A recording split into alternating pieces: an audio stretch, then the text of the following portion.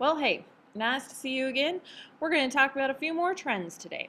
We're going to start out with the trend called electronegativity.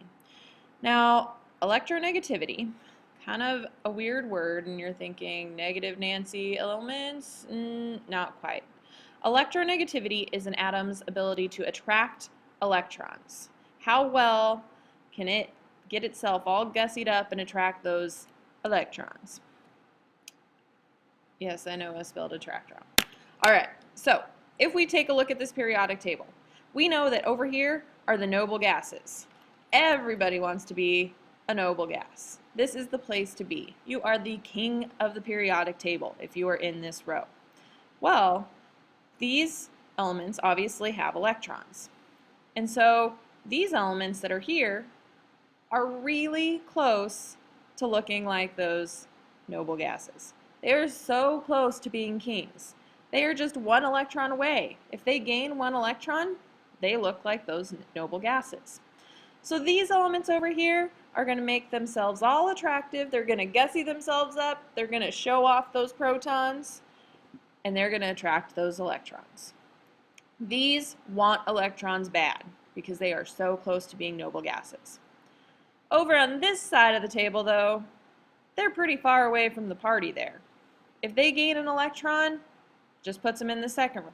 They have to gain 8 electrons to look like those noble gases. That's a lot of work.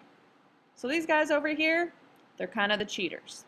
They say, self, wouldn't it be so much easier if I lose an electron? Because if I lose an electron, I just go backwards and I look like a noble gas.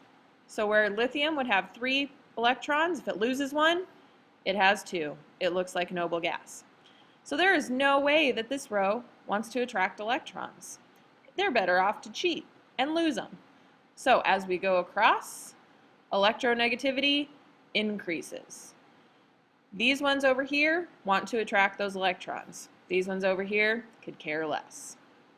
Now let's take a look as we go down the periods here. We know that up here, these guys are pretty small. That means they don't have a lot of shells. Okay, their protons are pretty available. There's not much blocking them. But as we get down here, these atoms get really large. So they have their nucleus in the center, and they have lots and lots of electron shells, energy levels blocking that nucleus. It's like putting on lots and lots of coats. It's kind of like, if you're a girl, you're trying to attract that guy, you're not going to make yourself look super huge. You're not going to put on 15 different types of clothes. These elements want to show off the goods. The goods are in the nucleus. So the bigger they get, those electrons can't see the nucleus, they're not as attractive. So as we go down, that attractiveness to electrons decreases. Up here, they're really small. Those electrons can see the nucleus.